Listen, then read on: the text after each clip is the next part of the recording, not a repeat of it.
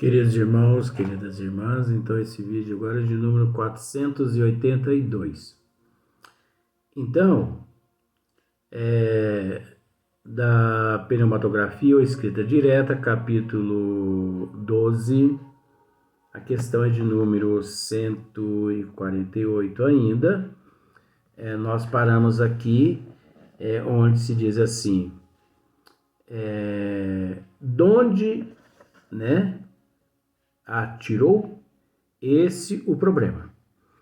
Então, não há necessidade de você colocar, como já dissemos no vídeo anterior, não há necessidade de você colocar junto ao papel uma caneta ou um lápis, né? O espírito mesmo, ele produz, né? Então, nós deixamos essa interrogação no outro vídeo.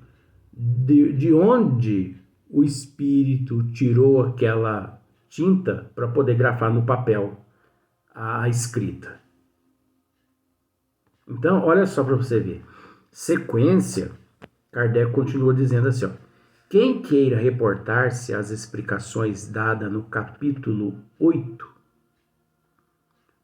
números 127 e 128, encontrará completa a teoria do fenômeno. Encontrará completa a teoria desse fenômeno, né? Nas questões 127 e nas questões 128.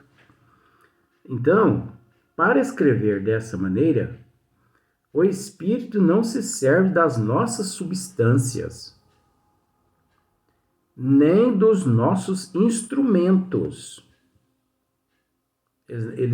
Eles não se servem das nossas substâncias, né? E nem dos nossos instrumentos. Eles não utilizam a caneta, nem o lápis, nem a tinta. Eles não usam nada que é nosso.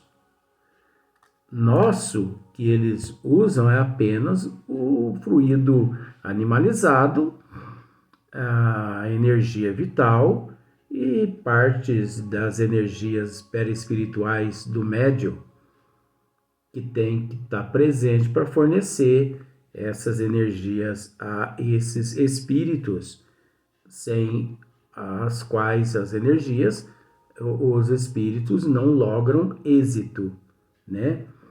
Porque no livro dos médiuns mesmo, apenas esse comentáriozinho, no livro dos médiuns mesmo, Allan Kardec, ele nos esclarece que o perispírito é o princípio, né?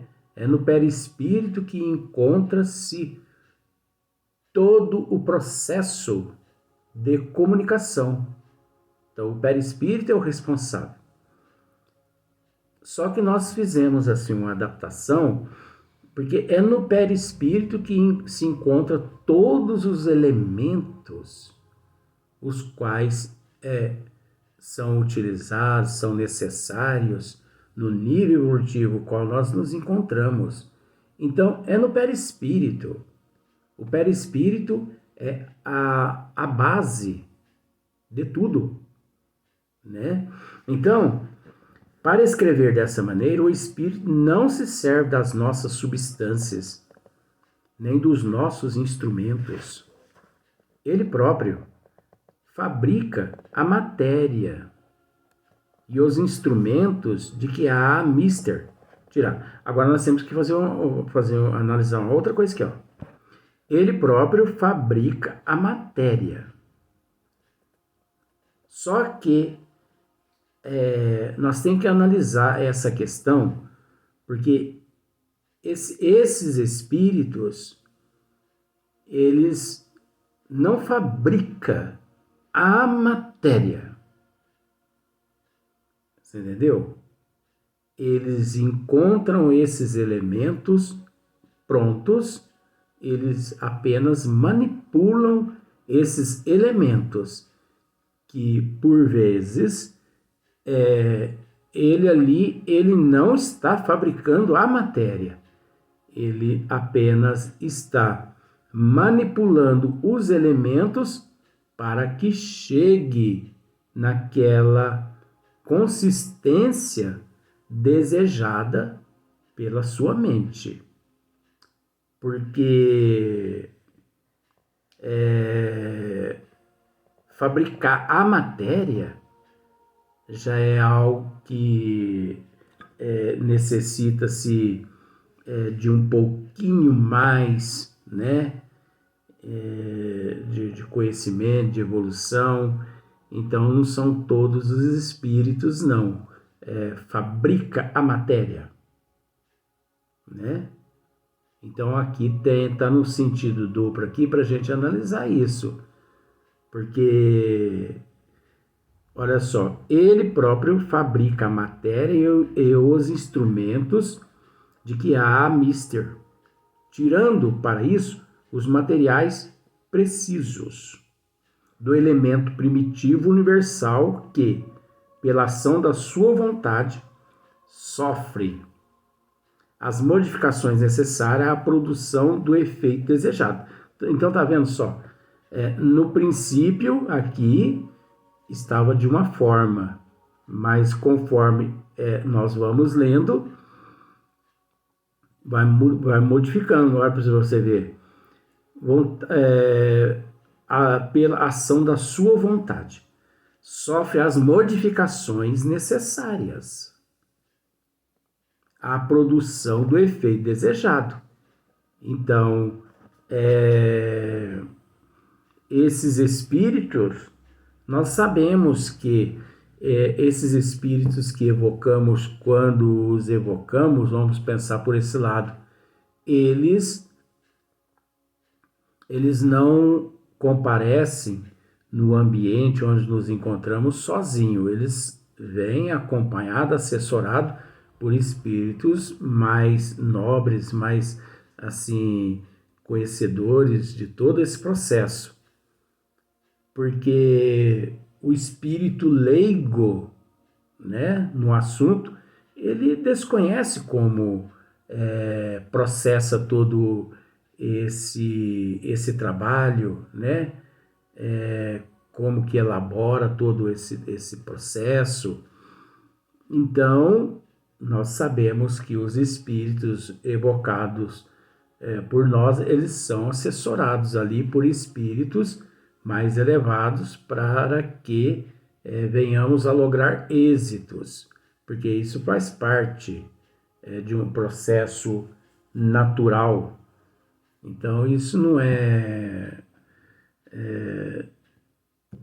vamos dizer assim, absurdo, né? Então, é necessário um pouquinho de conhecimento. Então, já que esse conhecimento aquele espírito não tenha, então é bem provável sim que outros espíritos o assessorem. Porque veja bem, ele próprio fabrica a matéria e os instrumentos. Então, fabrica a matéria, ele não fabrica, né? E os instrumentos, de que a mister, tirando para isso os materiais precisos do elemento primitivo universal. Olha só, precisos do elemento primitivo universal. Quando é que um espírito leigo, sem conhecimento total, ele vai ter acesso ao elemento primitivo universal? Não, de jeito nenhum, né? Então vamos pensar assim, igual a um químico. O químico, ele, vamos pensar da seguinte forma,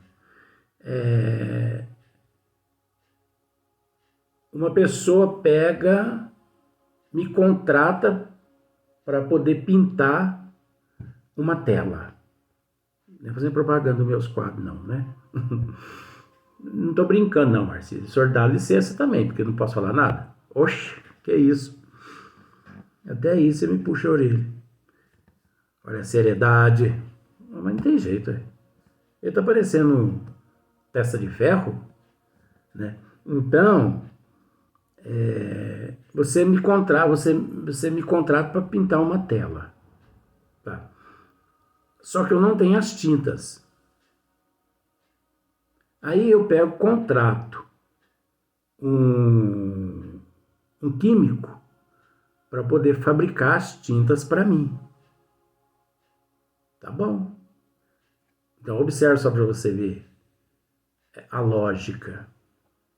Eu não entendo de química, de tinta, mas eu já entendo de pintura de tela.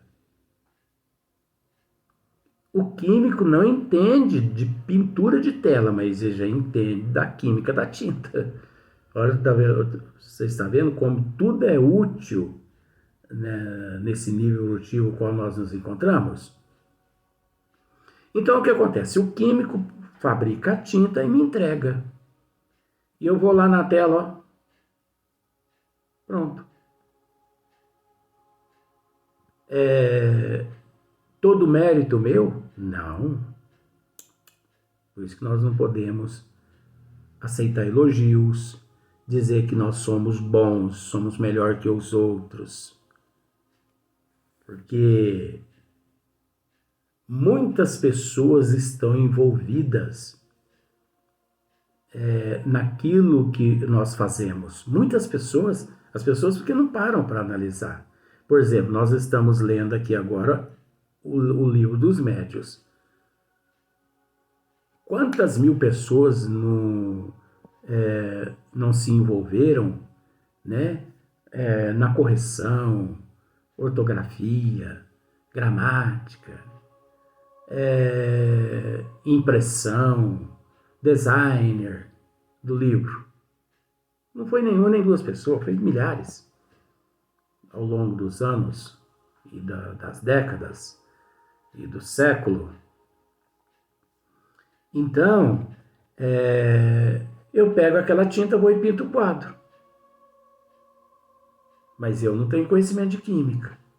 Mas o químico tem conhecimento de química da tinta. Então é mais ou menos assim que funciona a coisa. Vamos usar esse termo para ficar mais fácil. Porque não é dado a todos os espíritos, não é dado. É que devido à desigualdade evolutiva, não é todo mundo que tem, não são todos os espíritos que têm conhecimento do elemento primitivo universal. É nesse ponto que eu quero chegar. Não são todos os espíritos que têm conhecimento do elemento primitivo universal. Tem que ter um certo conhecimento, como nós acabamos de dizer aqui. O químico fabrica a tinta. O pintor vai lá e pinta a tela. Em comum acordo. Com todo respeito. Né? Então, olha só para você ver. A produção do efeito desejado. Então, após eu pegar aquela tinta fabricada pelo químico, né?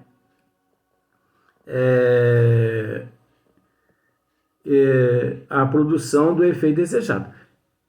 Eu pego aquela tinta ali que o químico fabricou e me entregou, e eu recorro a uma tela em branco, e ali eu posso pintar o que eu quiser,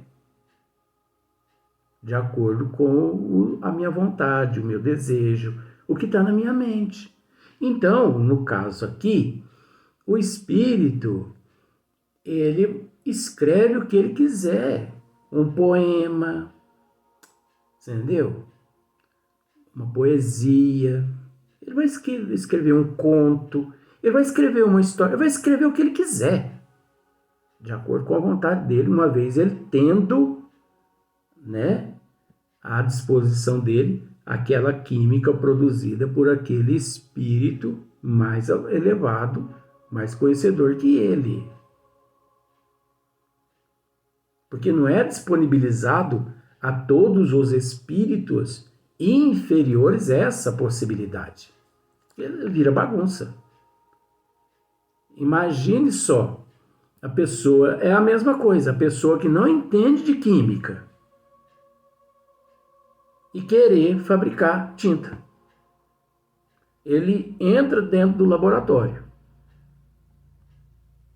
ele vai implodir o laboratório. Ele vai pôr fogo naquilo lá. Ele vai mexer com química. Então, mistura um pouquinho a mais de um pigmento para você ver o que acontece. Né? Nós que entendemos assim um pouquinho assim de misturas de tinta, uma gota de tinta, pega para você ver. Pega para você ver assim, ó. Pega um contra-gota de tinta branca, põe numa vasilha. Pega uma gota de vermelho e coloca em cima. Vamos pensar que aquele contra-gota, ele contém 10 gotas de branco. Aí você pega um contra-gota, uma gota de vermelho. Tuc! Mexa bem. Você vai observar que já não é branco mais que está ali. Aí você pega uma gota de azul. Uma só. Entendeu? Tuc! Ali. Então você tem 10 gotas de branco, 10 gotas de branco, uma de vermelho, uma de azul. Que cor vai dar? Vai puxar para um roxo, mas bem leve. Agora, pinga 2 de vermelho e 2 de azul para você ver. Já vai ficar um roxo mais fechado. Então você observa uma gotinha, mais uma. Às vezes a pessoa fala assim, mas uma gota de tinta não significa nada. Não significa. Faça o teste para você ver. Eu falo porque eu lido com tinta, essas coisas. Então, Rodrigo mesmo, ele fala para mim assim. Rodrigo é um amigo meu que me ajuda a pintar os quadros. Ele fala para mim assim, uma gotinha só, viu? Aí eu, para fazer graça, passo do limite. Perco toda aquela tinta. Aí ele olha em mim e só chacoalha a cabeça. Quer dizer, é difícil, né? É difícil lidar com topeira. Então, é necessária a produção do efeito desejado. Possível lhe é, portanto, fabricar tanto o lápis vermelho, quer dizer, a tinta vermelha, do lápis vermelho, né? Sabe aquele lápis emborrachado vermelho? Possível lhe é, portanto, fabricar tanto o lápis vermelho, né? Que é aquela borrachinha vermelha, a tinta de imprimir, essa tinta de imprimir, ela é interessante, eu falo porque eu já tive contato com essas tintas, elas são magníficas, elas são, assim, impressionantes. Uma vez que elas, em contato com o papel nosso, ela transpassa o papel, ela transpassa de um lado para o outro. Tanto faz se você pega o papel na frente e você vê a escrita, ou se você vira de costas, você vê a escrita também. Porque ele penetra tanto nos poros do papel que ele passa de um lado para o outro. Eu já tive contato com essas tintas fabricadas por esses químicos, vou dizer assim, do plano espiritual. É uma maravilha essas tintas, né? Possível é, portanto, fabricar tanto o lápis vermelho, a tinta de imprimir, a tinta comum, como o lápis preto. Aquela cor preta do lápis preto é a coisa mais linda, né? Aquela tinta preta. Ou até caracteres tipográficos.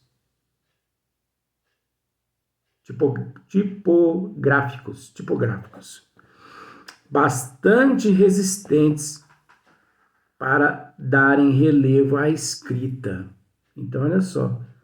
Bastante resistente para darem relevo a escrita. Conforme temos tido ensejo de verificar, a filha de um senhor que conhecemos, menina de 12 a 13 anos, obteve páginas e páginas escritas com uma substância análoga ao pastel. Olha só para você ver. Então, nós sabemos o que significa essa substância análoga ao pastel, né? Que é aquele giz, que é um pastel, que é um pigmento, é uma substância análoga. Então, essa menina, de 12 a 13 anos, ela obteve páginas e páginas escritas, podendo ser tipográficos, né, Marcelo? É isso mesmo. Nossa. Me corrigindo aqui. Tá parecendo Boa Leontina 2.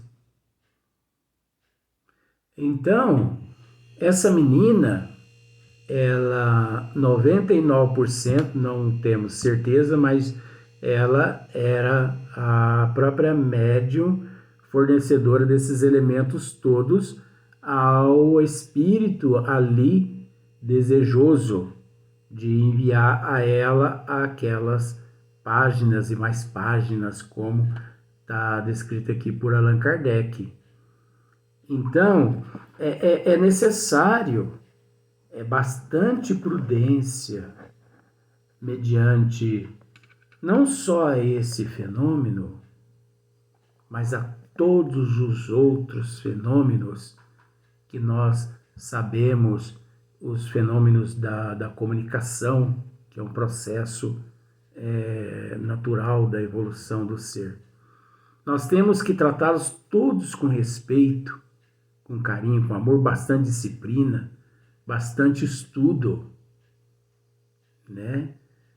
Caso contrário, nem a psicografia, nem a psicofonia, nem a vidência, nem a audição logramos êxito. Às vezes a pessoa pensa assim, eu vou fazer igual que está descrito no livro dos médiuns, quem sabe às vezes eu obtenho comunicação. É uma mensagem de alguém. Quer um conselho? Não faça isso não.